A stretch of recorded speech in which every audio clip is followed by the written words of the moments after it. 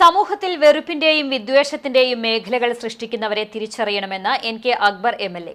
പുന്നയൂർ കുഴിങ്ങര യുവധാര സംഘടിപ്പിച്ച കലാസാംസ്കാരിക വിരുന്ന് ഉദ്ഘാടനം ചെയ്ത് സംസാരിക്കുകയായിരുന്നു അദ്ദേഹം.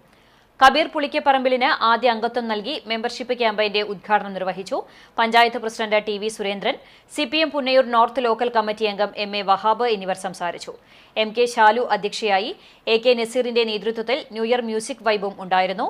പുന്നയൂർ പഞ്ചായത്ത് സ്ഥിരം സമിതി അധ്യക്ഷൻ KA Viswanathan master, ward member Raseena Usman തുടങ്ങിയവർ സംബന്ധിച്ചു.